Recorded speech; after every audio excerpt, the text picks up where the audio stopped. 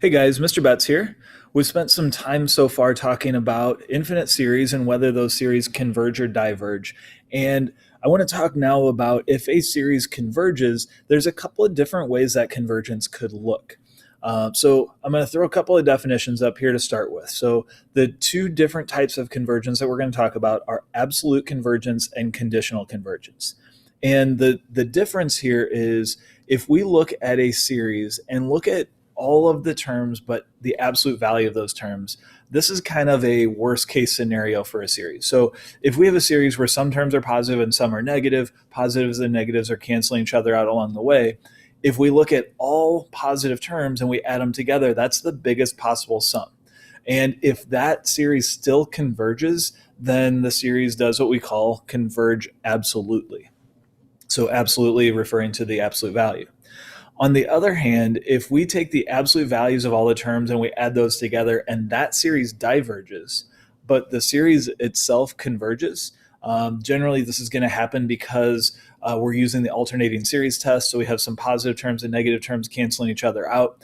And so on the condition that we're looking at positive and negative terms versus all positive terms, if the series converges, then it converges conditionally. So the conditional or the condition on that convergence is that we have some positive and negative terms that are canceling each other out. So there's some really interesting and kind of crazy things that happen with conditional convergence. So if a series converges conditionally, then something kind of weird can happen. We can actually regroup the terms of the series and get different sums. In fact, we can regroup the terms in the series and get any sum that we want. And I go through a process that we can do this in another video, but the weird thing here is that it violates what we think of as the commutative property. So if you remember from elementary school, if we change the order that we add things, we still get the same sum. So if we do 2 plus 3, it's the same thing as doing 3 plus 2. Well, the commutative property only works with a finite number of terms.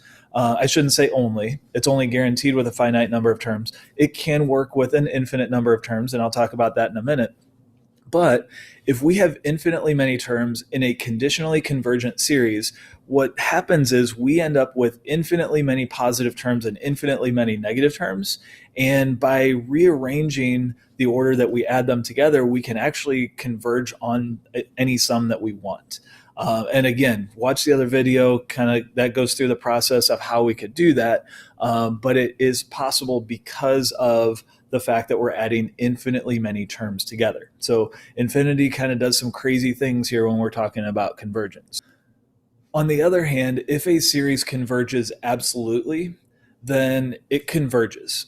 So what that means is if the absolute series converges, so we take all the terms, whether they're positive or negative, and we make them all positive, and we add that together, and it's still a finite sum, then by making some of the terms negative, we're still going to get a finite sum. All right, so any series that converges absolutely is going to converge regardless of whether terms are positive or negative.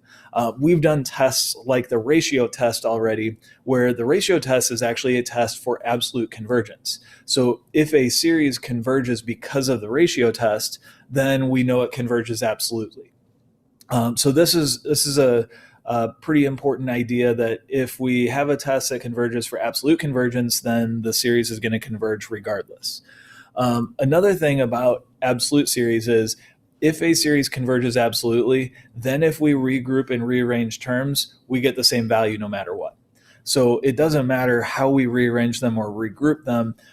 We cannot get different sums with an absolutely convergent series. So that rearrangement and regrouping, getting different sums, only works with conditionally convergent series. So let's look at a couple examples here. The first example we have, if we write out the first few terms, 1/2 to the 0 power is 1, to the first power is 1/2, to the second power is 1/4, and you should hopefully recognize this as a geometric series.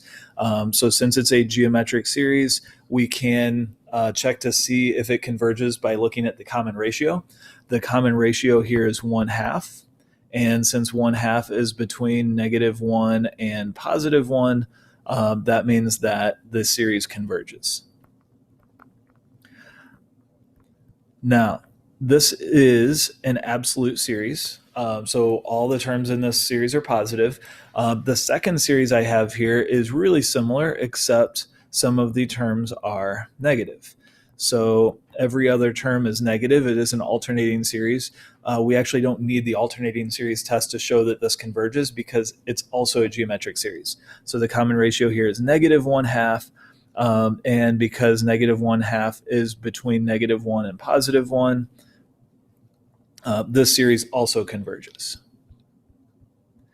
Now, what I want to point out here is if the only question is whether the series converges or not, I wouldn't have to do this, what I did down here. I don't need that because the absolute series, the series above, is the absolute series for the series below. And since we know that the absolute series converges, then by making any number of terms positive or negative, we know the series is still going to converge. Now, with it being a geometric series, we may also want to know what the sum is. But if the only question is, does the series converge or diverge, then we can say this one converges. So I'm going to get rid of all this. So we know right off the bat that this series converges because it's absolute series converges. So the top series is what we get if we just take the absolute value of each of the terms in the bottom series. So that means that the bottom series has to converge because the top series converges. We can also find the sums of each of these. And regardless of how we rearrange terms, the sum is going to stay the same. So it doesn't matter if we add them in order, we start with every other one and then go back and add in every other one. The sum is going to be the same. Now, this one right here, this is going to be the harmonic series. And we should know by now that the harmonic series diverges.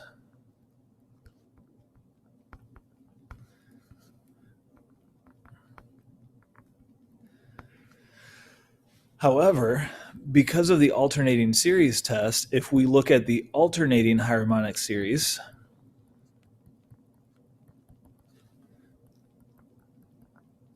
since the terms, sorry, I'm trying to multitask here. Since the terms in the alternating harmonic series approach zero, they decrease in absolute value to zero, and it is an alternating series.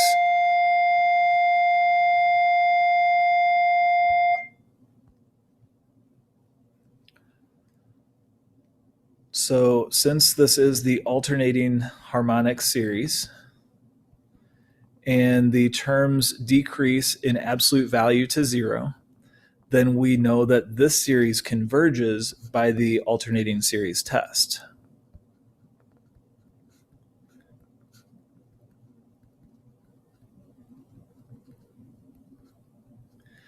So based on what we've just learned, since the absolute series diverges and the alternating series converges, we can be a little bit more specific here and say this series converges conditionally.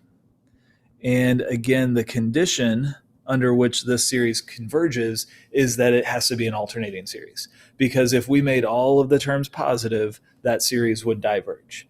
So in the next video, you'll see how I can rearrange these terms to make it any sum that I want. So I'm going to choose a number and say, okay, here's how we're going to get that sum. It's crazy.